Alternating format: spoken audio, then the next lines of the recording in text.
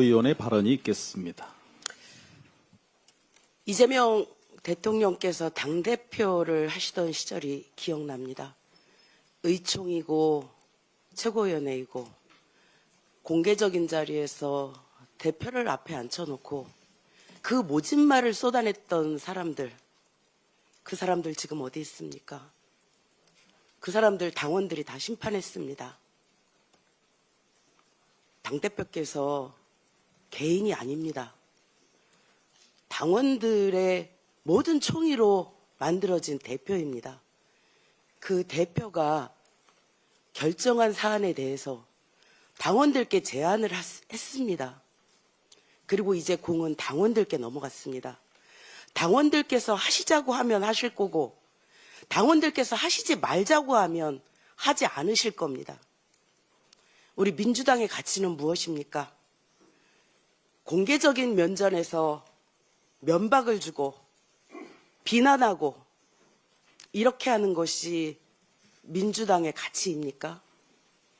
적어도 정부 여당의 공당의 대표가 제안한 내용을 가지고 이렇게 공개적인 석상에서 모욕에 가까운 얘기를 하는 것은 저는 당인으로서의 자세는 아니라고 생각합니다. 당대표께서 제안하셨습니다. 당원들이 뽑은 당대표고 그 당대표께서 제안을 했습니다. 이제 당원들이 결정을 할 차례입니다. 그 과정도 지켜보지 못합니까? 저는 너무 이 상황이 납득이 되지 않습니다. 무엇 때문에 이러는지, 공익을 핑계로 해서 사익을 채우는 것은 아닌지 저는 되묻지 않을 수 없습니다. 비공개 최고에서 충분히 논의할 수 있는 사안이고 국민들을 대상으로 이런 날선 공방이 오가는 것이 과연 민주당에 무슨 도움이 되는지 저는 묻지 않을 수 없습니다. 이재명 당대표 면전에서 이재명 대표에게 독설을 쏟아냈던 그 많은 사람들, 그 사람들이 지금 어디에 있는지 기억하십시오. 당대표는 개인이 아닙니다. 우리 당의 대표입니다. 명심하시기 바랍니다. 이상입니다. 마지막으로 박지원 최고위원의 발언이 있겠습니다. 지난주에 발언문을 다 읽지를 못해서 재활용 한번 하겠습니다. 전략통이자 기획형 리더십으로 널리 알려지셨던 이해찬 고문님께서는 생전에 종종 민주진영의 제갈량으로 비견되곤 하셨습니다. 베트남 출장 중에 별세하셨다는 비보를 접하면서 제갈량이 후출사표에 남겼다고 회자되는 말인 국궁진최 사이후이라는 문장이 떠올랐습니다. 몸을 굽혀 온 힘을 다하고 죽어서야 비로소 멈춘다는 뜻입니다. 고모님은 평생 민주주의와 국정을 위해 헌신하셨고 마지막 가시는 길까지도 한반도 평화와 통일이라는 공적 책무를 놓지 않으신 채 유명을 달리하셨습니다. 고모님은 회고록에서 자신의 삶을 두 갈래 과제로 정리하셨습니다. 87년 이전에는 대한민국 민주화를 위해 거리에서 싸웠고 87년에는 정당에 입당해서 제도정치의 길로 들어선 이후 민주적인 국민정당 건설이라는 목표에 매진하셨습니다. 정당이 민주적이어야 국가도 민주적일 수 있다는 신념 아래 정당이 선거철마다 갈아타는 중고 승용차가 아니라 국민의 뜻을 싣고 노선과 책임을 지키는 정기 운행 대형 버스가 되어야 한다고 강조하셨습니다. 그리고 그 신념을 제도와 시스템으로 당내 민주주의를 구현하는 실천으로 옮기셨습니다. 불과 몇 년 전까지도 당대표로서 당원 게시판과 플랫폼을 열어서 상시 소통의 길을 만들고 온라인 투표를 가능하게 해서 플랫폼 정당으로 나아갈 토대를 닦아주셨습니다. 총선 공천 룰처럼 중요한 사항을 정할 때 온라인 토론을 먼저 진행하고 전당원 투표로 확정하는 방식을 추진해서 밀실이 아니고 광장에서 시스템 공천이 이루어지도록 힘썼던 노력도 당원들은 잊지 않고 있습니다. 이제 남은 것은 후배들 몫입니다. 고모님께서 남기신 설계도를 유언으로 삼아 절차로 증명되는 당내 민주주의를 더 단단히 세울 때입니다. 당원의 참여를 더 넓히고 당의 의사결정이 더 투명하고 공정하게 작도록 작동하도록 노력하겠습니다. 덧붙여서 지금 합당 논의 관련해서 이야기가 뜨거운데 같은 맥락에서 당원들은 합당 관련해서 듣고 싶어하고 궁금해하고 알고 싶어하고 이야기를 나누고 싶어합니다. 중요한 당의 진로에 관해서 당원들께 묻고 당원들이 결정할 수 있도록 제도와 시스템을 정착시키는데 계속해서 노력하겠습니다. 이상입니다. 이상 발언을 모두 마치고 당대표께서 회의를 폐회하시겠습니다.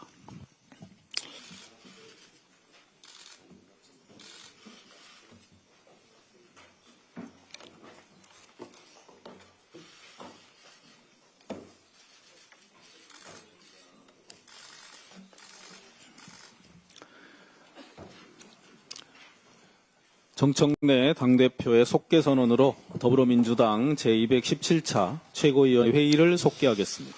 최고위원회를 속개하겠습니다. 먼저 정청래 당대표의 모두 발언이 있겠습니다. 이 시대의 큰 어른 민주당의 뿌리 이해찬 전 총리님을 보내드렸습니다. 그의 뜻을 마음에 품고 우리 앞에 놓인 과제를 하나하나 수행해 나가겠습니다. 저도 5일간 장례식장을 지키면서 수많은 분들이 와서 흘리는 눈물을 보면서 이해찬 총리께서는 끝까지 꼿꼿하게 계실 곳에 계시다가 이해찬답게 가셨구나 하는 생각이 들었습니다. 우리 후배들도 이해찬 총리의 고귀한 뜻을 이어갔으면 좋겠습니다. 오늘부터 2월 임시국회가 시작됩니다. 행정통합을 비롯해 사법개혁, 3차 상법 개정 등 국민께서 오래 기다려온 핵심 개혁 현안들을 매듭 짓는 결단의 시간이 될 것입니다. 이해찬 전 총리님을 보내드리며 여야가 좋은 정치를 하자고 약속한 만큼 국민들께 결실을 보여드릴 수 있기를 바랍니다. 코스피가 지난주 5,200을 훌쩍 넘어선 가운데 어제 산업통상자원부가 발표한 1월 수출 실적 결과 또한 수출액이 658억 달러를 기록하며 역대 1월 중 최고치를 경신했습니다. 반도체와 자동차가 주도한 이 압도적인 기세를 이어가기 위해서는 관세 불확실성을 시급히 걷어내야 합니다. 우리 정부가 치열한 외교 끝에 타결한 미국과의 관세 협상이 흔들림 없이 현장에 안착할 수 있도록 또 우리 기업이 더 이상 불안에 떨지 않도록 대미투자특별법도 신속히 처리하겠습니다. 설 명절이 2주 앞으로 다가왔습니다. 민생 법안 처리를 위해 각 상임위에서 속도감 있게 논의해 주실 것을 요청드립니다. 더불어민주당은 오직 민생을 최우선에 두겠습니다. 성과로 말하고 결과로 책임지는 민주당, 국민과 끝까지 함께하는 민주당이 되겠습니다. 나라의 주인이 국민이듯이 당의 주인은 당원입니다. 국민 주권 시대는 나라의 주인인 국민이 나라의 운명을 결정하는 시대를 말합니다. 당원 주권 시대 역시 당의 주인인 당원이 당의 운명을 정하는 시대를 의미합니다. 국민 투표가 1인 1표이듯 당원 투표도 1인 1표가 헌법이 명령하는 평등 선거의 원칙입니다. 1인 1표제는 당원의 85.3%가 찬성하고 있습니다. 당원의 뜻에 따라 처리되기를 바랍니다. 나라의 운명도 국민이 결정하듯이 당의 운명은 당원이 결정해야 합니다. 나라의 운명을 1인 독재자가 결정할 수 없듯이 당의 운명도 힘있는 몇몇 국회의원이 결정하는 시대는 이미 끝났습니다. 나라의 헌법을 1인 1표 국민투표로 결정하듯이 당의 헌법인 당원도 1인 1표 당원투표로 결정하는 것은 너무도 당연합니다.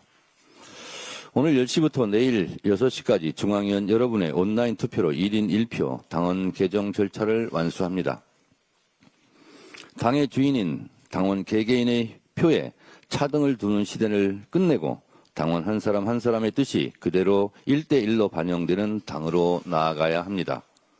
당원 주권 시대 중앙위원 여러분께서 높은 투표율과 높은 찬성률로 마무리해 주실 것을 부탁드립니다. 1인 1표제도 당원들의 뜻에 따라 결정했듯이 합당 문제도 당원들의 뜻에 따라 결정해야 합니다. 당원 투표, 전당원 투표로 결정해야 합니다. 저는 당대표로서 합당 제안을 한 것이지 합당을 결정하거나 합당을 선언한 것이 아닙니다. 당원 토론 절차를 거쳐 당원 투표로 당원들의 뜻에 따라 결정될 것입니다. 합당에 대한 당원들의 뜻이 어디에 있는지 당원들의 토론 속에서 공론화 절차를 밟겠습니다. 당원들의 뜻을 묻지 않고 당원들의 토론을 듣지 않고 당원들의 토론 절차를 건너뛰고 당의 의사를 결정할 수는 없습니다. 저는 당대표로서 당원들에게 합당에 대한 뜻을 묻는 제안을 했고 이제 당원들의 뜻을 묻는 민주적 토론 절차를 시작하겠습니다. 저는 당원들이 하라면 하고 하지 말라면 하지 않겠습니다.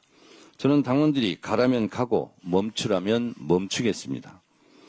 저는 전당대회 때 약속드린 것처럼 오직 당심, 오직 민심만 믿고 가겠습니다.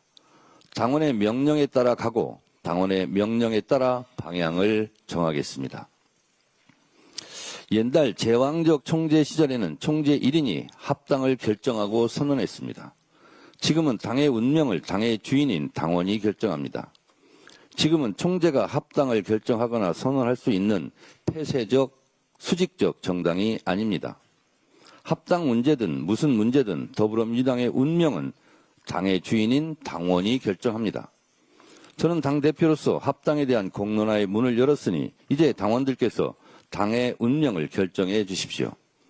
당대표도 국회의원도 그 누구도 당원들의 결정에 승복해야 합니다. 그렇게 합시다.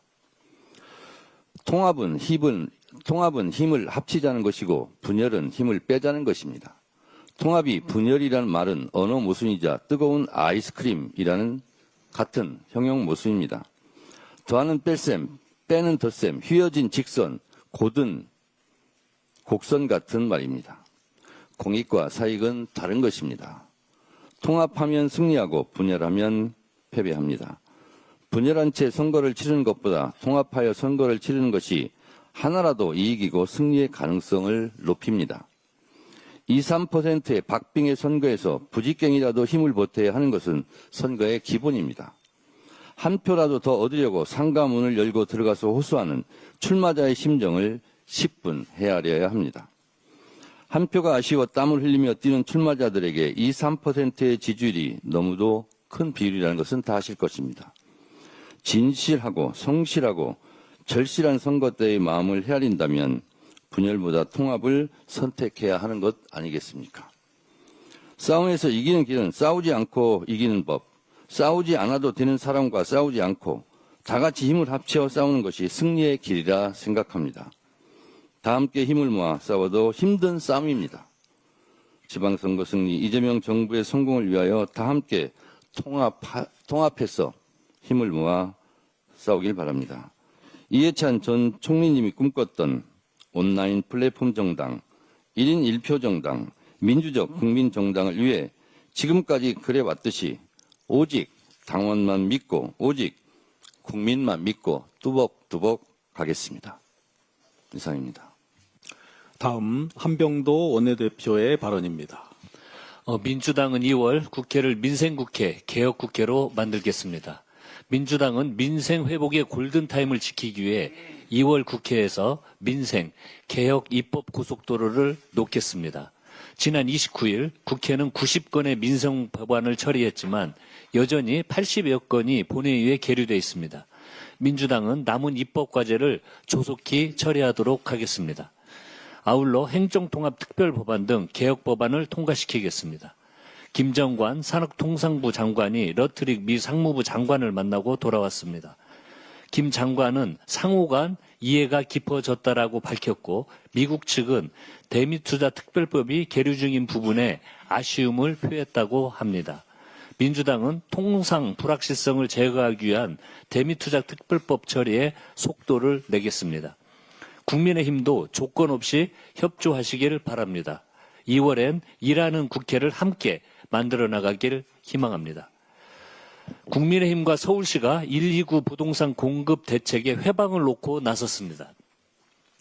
청년과 신혼부부 등 서민 주거 안정을 도모하기 위한 정부의 고심과 노력을 깎아내리기에 바쁩니다. 다두책대와 중과세 유예 중단이라는 강한 의지에는 실패할 것이라며 저주를 내리고 있습니다. 국민의힘에 묻습니다. 대안 없는 비난과 소모적인 정쟁이 집값을 안정시킬 수 있습니까?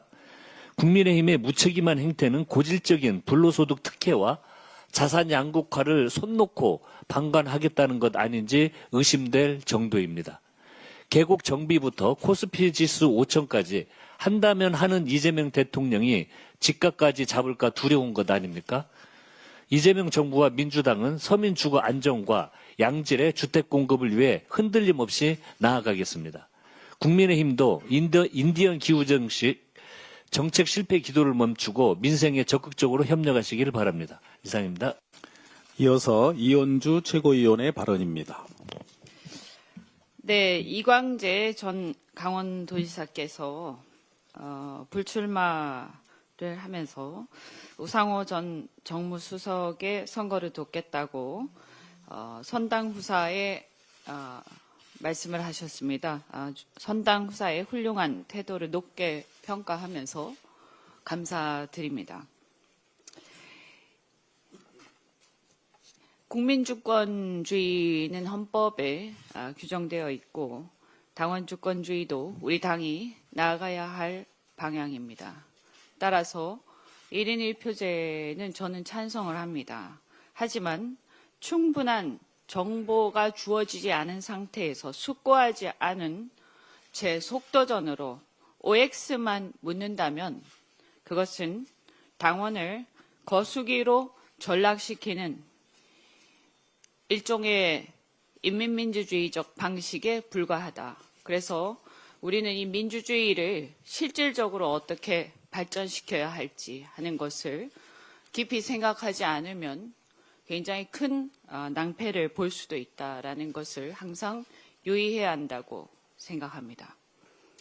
지난주에 황명선 강덕구 최고위원과 함께 한 기자회견을 통해서 당대표의 조국혁신당과의 합당 제안이 당내 의원들, 당원들은 물론이고 최고위조차 패싱한 대표의 독단적 결정에 따른 당원 주권주의를 위반한 대표 개인의 제안일 뿐이지 당의 공식 제안이 아님을 분명히 하고 대표의 공식 사과와 제안 철회를 요구한 바 있습니다.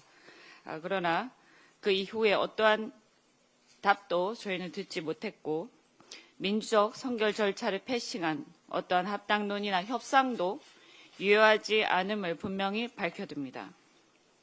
저는 개인적으로 계속해서 지속적으로 통합론자로서 조국혁신당은 물론이고 12.3 해제 결의에 참여했던 국힘 의원들을까지 포함하여 내란 종식과 대한민국의 새로운 도약이라는 큰 틀에 동의하는 모든 정치 세력이 함께해야 한다고 생각해 왔습니다.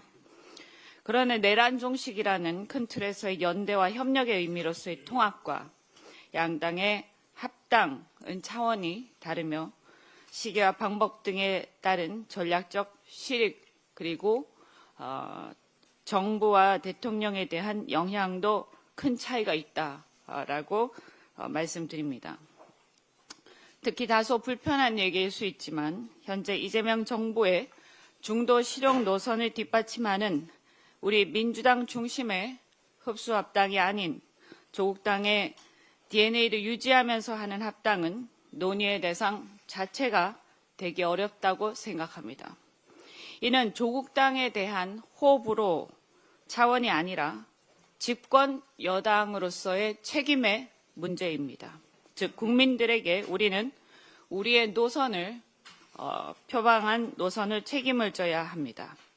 국민들이 이재명 정부의 중도 실용 노선을 신뢰하고 압도적 지지를 보내고 있는데 자꾸 당이 독자 노선을 추구하거나 당내 노선 갈등이 심각하게 벌어지게 된다면 당과 대통령의 지지율이 계속해서 디커플링 되다가 결국에는 대통령의 국정 지지까지 흔들리게 될 수밖에 없습니다.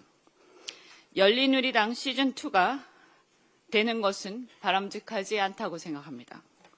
어제 제가 조국혁신당이 주장하는 토지 공개념에 대해 문제 제기를 한 바 있지만 그 외에도 탈원전, 핵잠수함이나 미국의 대외 전략에 대한 입장, 일본과의 공군망 협력 연대 등에 있어서도 이재명 정부의 현실주의, 국익 중심의 실용 노선과 다른 입장을 공공연히 표명해 왔기 때문에 국민들은 조국 혁신당이 이재명 정부의 중도 실용 노선과 궤를 같이 한다고 생각하지 않습니다. 이러한 지점은 최근의 여론조사에서 계층적으로는 중도층, 지역적으로는 서울 수도권과 부울경, 세대로는 2030 세대에서 합당에 대해 부정적 인식이 상당히 큰 것에서도 분명히 드러납니다. 다만 저는 조국 혁신당의 그러한 노선이나 정책에 대해 일방적으로 비난하는 것이 아니라 충분히 존중합니다. 하지만 집권 여당이 정권 초기에 섣부른 합당으로 정부와 사사건건 노선 갈등을 빚는 정치 세력을 만들어 열린우리당 시즌2가 되어서는 안 될 것입니다. 오히려 지금까지처럼 윤석열 같은 거대한 빌런에 맞서 싸울 때나 검찰개혁 등 공통의 아젠다에 관해서는 적극 협력하고 연대하면서 따로 또 같이 하면 충분하다고 생각합니다. 그것이 오히려 양당의 서로의 지지층을 온전히 대변하면서 지지율의 합을 극대화하는 방법이며 억지로 의사를 강요하지 않고 민주적 의사표시와 다양성을 보장하는 선거제도 개혁 등 정치 개혁으로 나아가는 길입니다. 사실 저는 이 합당이 조국 혁신당 선거 출마를 염두에 둔 몇몇 분들을 제외하면 진보정당의 발전을 지지하는 국민들 입장에서도 과연 바람직한 것인지 의문이 듭니다. 그런데 이런 절차적 하자나 노선의 차이도 문제지만 무엇보다 우리는 이 사안의 정치적 본질을 통찰해야 한다고 생각합니다. 영화나 소설을 보면 고대 로마에서는 2인자, 3인자들에 의한 반란이 빈번했습니다. 최근 상황을 보면 고대 로마가 생각납니다. 하늘 아래 두 개의 태양은 있을 수 없다는 것이 진리입니다. 더욱이 대통령의 임기 초에는 말해서 무엇하겠습니까? 한마디로 이 사안의 정치적 본질은 대통령에 대한 지지율이 매우 높고 대통령의 권한이 강력한 임기 초반에 2인자, 3인자들이 판을 바꾸고 프레임을 바꾸어 당권과 대권을 향한 욕망, 본인들이 간판이 되려는 욕망이 표출된 결과임을 부인하기 어렵습니다. 즉 조기 합당은 민주당의 주류교체 시도이자 이재명의 민주당을 정청래 조국의 민주당으로 전환하려는 시도라고 보입니다. 다가오는 지선도 이재명 정부 국정 지지로 치르면 충분합니다. 그런데 그 간판을 바꾸려는 불필요한 시도를 할 필요가 뭐가 있겠습니까? 정부 출범 1년도 안 된 시점에 조기 합당은 당내 차기 대권 논쟁을 조기 점화하고 집권 여당으로서 이재명 정부를 뒷받침하는 입법과 정책에 집중하기보다 차기 정부의 구상에 대한 논쟁으로 날샐 가능성이 많습니다. 실제로도 최근 조국 혁신당 대표께서 차기 정부에 대한 구상 차이 운운하신 적이 있는데 이는 매우 시기적으로 부적절한 발언입니다. 정부 정책을 열심히 뒷받침해야 할 정권 초기에 당의 시선이 대통령보다 차기 권력 구도와 대권 프레임으로 이동하면 국정 집중도와 입법 속도 모두 약화될 수밖에 없습니다. 사실 이미 지금 우리 당내에 그러한 현상이 나타나고 있는 것임을 우리는 직시해야 할 것입니다. 따라서 이 합당 논의는 즉각 중단되어야 합니다. 더 나아가 이 문제는 우리 민주당만의 문제가 아니라 대한민국 국민 전체의 문제임을 다시 한번 강조합니다. 내란 극복 후 어렵게 출범한 이재명 정부의 국정이 흔들림 없이 뒷받침되어 정부가 성공하길 바라는 것은 대선에서 이재명 대통령을 지지했건 안 했건 대다수 국민들의 바람이자 이해관계이기 때문에 우리는 그 믿음을 흔들어서는 안 됩니다. 정권 초기입니다. 결론적으로 저는 대통령 임기 초 조기 합당은 분명하게 반대합니다.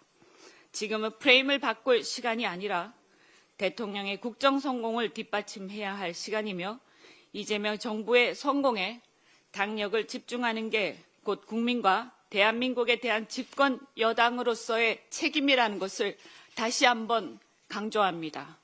우리 우당인 조국혁신당과의 관계도 지금까지처럼 협력과 연대를 통해서 얼마든지 잘 해나가고 앞으로 때가 오면 그때 논의하면 될 일이지 이런 식으로 해서 두 당이 굳이 사이가 간극이 벌어질 이유가 전혀 없다라고 생각합니다. 이 문제를 다시 한번 이 문제의 정치적 본질을 우리는 통찰하고 이재명 정부의 성공을 위해서 지금은 집중해야 할 때라고 말씀드립니다. 이상입니다. 다음으로 황영선 최고위원의 발언입니다. 네, 어제 이광재 전 지사로부터 편지 한 통을 받았습니다. 불출마 편지였습니다. 이광재 전 지사님의 불출마 결정은 개인의 정치가 아닌 당과 국민을 위한 진정한 선당 후사의 실천입니다. 쉽지 않은 선택이었을 겁니다. 대의를 위해 용기와 책임감에 자신을 내려놓는 그런 마음의 깊은 감사와 존경을 표합니다. 또한 우상호 후보 승리를 위해서 힘을 모으겠다는 결단은 우리 민주당 정치가 지향해야 할 가장 모범적인 모습입니다. 진심으로 감사드립니다. 이제 합당 논의를 중단하고 국정 뒷받침에 당력을 집중해야 합니다. 지난해 8월 3일 이후 돌아보면 우리 민주당은 국정을 뒷받침하기보다 당무 관련 갈등과 논쟁에 너무 많은 시간과 에너지를 소모했습니다. 무엇이 우선순위였는지 우리는 과연 국정을 제대로 뒷받침했는지 스스로 묻게 됩니다. 당의 에너지는 내부 갈등 속에서 소진됐고 원보이스 원팀은 고에 그친 순간이 참 많았습니다. 결과적으로 당이 이재명 정부의 국정 운영을 온전히 뒷받침하지 못했다는 현실을 반성하고 성찰합니다. 지도부 한 사람으로서 부끄럽고 저 또한 깊이 반성합니다. 이제 소모적인 합당 논의를 멈추고 국정을 뒷받침하는 데 집중해야 합니다. 합당은 당내 분란만 키우고 우국인 조국혁신당과의 불필요한 갈등만 일으키고 있습니다. 지금 국민들은 김건희 1년 8개월 1심 선고에 대한 분노하고 있고 대통령께서 민생개혁 입법률이 고작 20% 수준에 머물러 있다고 답답함을 호소하고 있습니다. 그럼에도 대통령은 부동산, 설탕 부담금 등 민생 중심의 정책 메시지를 쉼없이 내고 있는데 우리 민주당은 지금 무엇을 하고 있는지 냉정히 돌아봐야 합니다. 대통령 한 사람만 전력 질주하고 당은 대통령을 외롭게 두고 있는 것은 아닌지 무겁고 식은땀이 다 납니다. 당원 주권도 중요하고 합당 문제도 중요합니다마는 우리가 세운 국민이 세운 이재명 정부의 국정을 뒷받침하는 것은 더 중요합니다. 출범 1년도 안 된 이재명 정부의 국정 운영을 뒷받침하는 일은 지금 우리 당의 가장 우선해야 할 책무입니다. 국민들 눈에 민주당이 내부 문제로 민생을 뒷전으로 미루는 모습으로 비춰줘서는 절대 안 됩니다. 지금은 우선순위를 분명히 해야 할 때입니다. 합당 논의를 멈추고 당내의 갈등 요소를 뒤로 돌리고 국정 지원과 민생 개혁 입법에 당력을 집중합시다. 이상입니다. 다음 강덕구 최고위원의 발언입니다. 지난 토요일 우리는 고 이해찬 전 국무총리님을 보내드렸습니다. 이재명 정부의 성공을 뒷받침해야 하는 시기 크게 느껴집니다. 민주당의 최고 전략가였던 총리님이라면 조국 혁신당과의 합당 추진을 어떻게 바라보셨을지 생각하게 됩니다. 당대표께서 조금 전에 개인적인 제안이라고 말씀하셨습니다. 개인적인 제안으로 시작된 합당 논의에 있어서 무엇보다 중요한 것은 원칙입니다. 첫째, 민주성, 투명성, 공개성이 지켜져야 합니다. 둘째, 당원과 국민의 지지를 받아야 합니다. 셋째, 두 정당의 가치와 방향이 일치해야 합니다. 그러나 출발부터 이런 원칙이 무너진다면 이야기는 달라집니다. 결단코 대표 개인이나 소수의 밀실론이 밀실 합의로 시작해서는 안 됩니다. 2014년 당시 김한길 민주당 대표와 안철수 연합대표의 밀실 합의로 진행된 새정치민주연합 합당 사례를 반복해서는 안 됩니다. 지난주 갤럽의 여론조사 결과도 우리는 주의 깊게 봐야 합니다. 중도층에서는 양당의 합당 추진을 좋게 본다는 답변이 28%에 불과했습니다. 좋지 않게 본다는 답변은 40%나 됐습니다. 선거는 언제나 중도층 확장으로 나가야 한다는 대전제가 있습니다. 그런 의미에서 여론조사 결과가 시사한 바를 결코 무시하거나 간과해서는 안 됩니다. 국민의 시선, 중도층의 판단을 냉정하게 봐야 합니다. 바로 이 지점에서 민주진영의 큰 어른이신 백낙정 교수님의 말씀이 더욱 무겁게 다가옵니다. 며칠 전 조국혁신당 조국 대표와 대담을 통해서 밝히신 백낙정 교수님의 말씀을 하나하나 되새겨 보겠습니다. 절차는 틀렸지만 합당은 지지한다는 태도는 아니하다. 대표의 합당 제한 목적과 동기를 따져봐야 한다. 민주당이 조국혁신당을 흡수해야 할 이유가 없다. 민주당의 명분과 실리 모두 의심스럽다. 민주당의 행태에 대해서 정이 안 간다. 대표가 20년, 30년 구상을 갖고 있는가? 지선 전략도 잘 잡지 못하는 것 같다. 대통령 지지율이 60% 이상이면 이재명 카드로 승부하면 압승하게 되었다라고 말씀하셨습니다.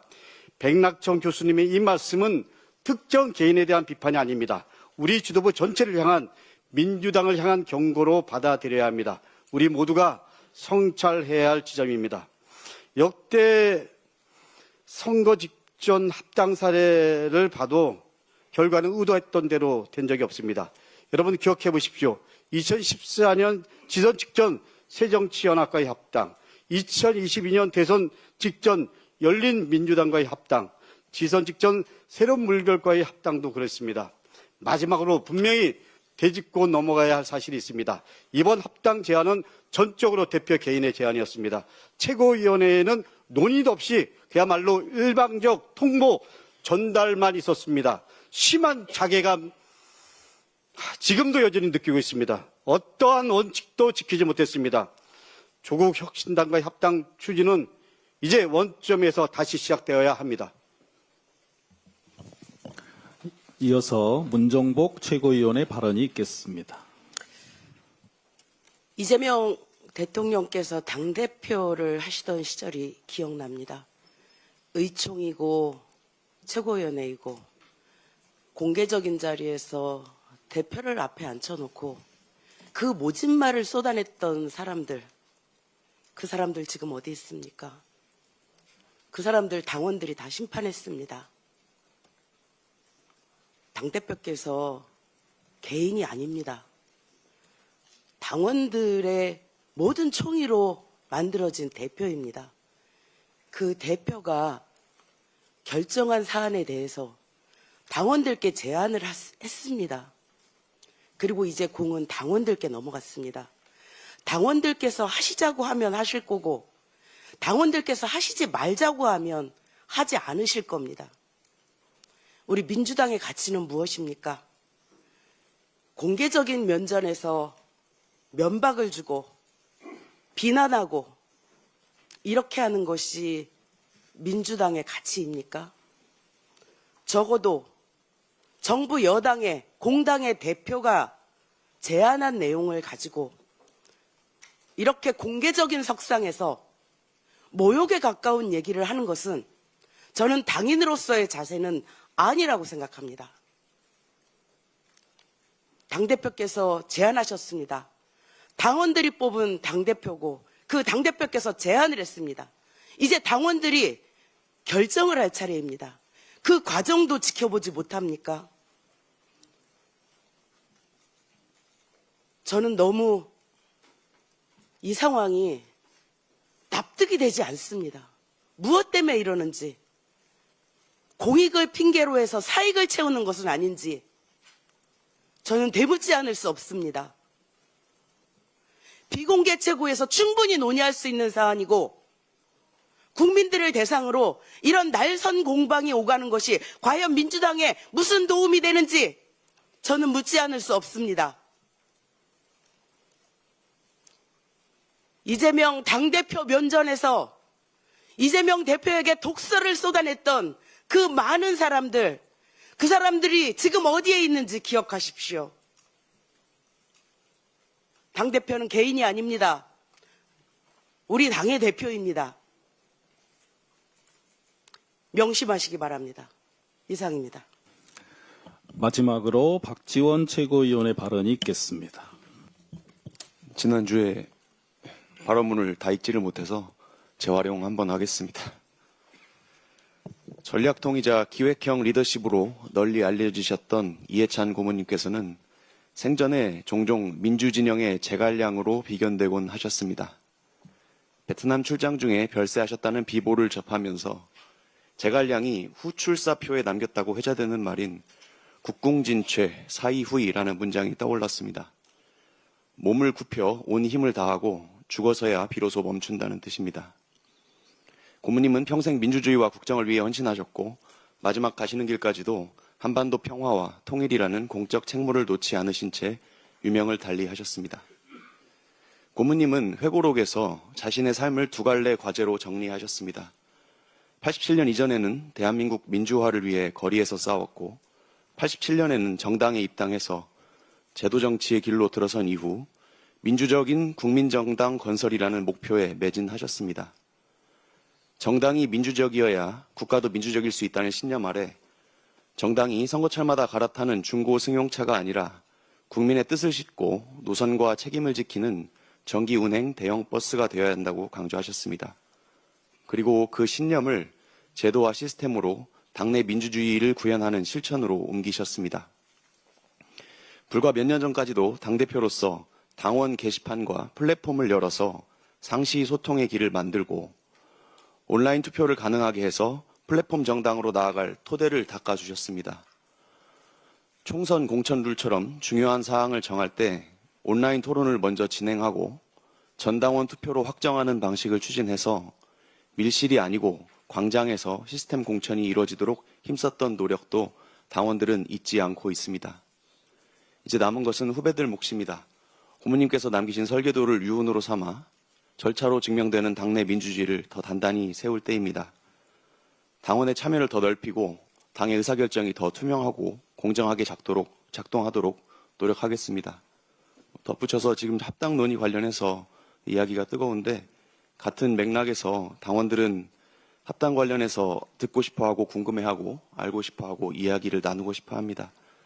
중요한 당의 진로에 관해서 당원들께 묻고 당원들이 결정할 수 있도록 제도와 시스템을 정착시키는데 계속해서 노력하겠습니다. 이상입니다.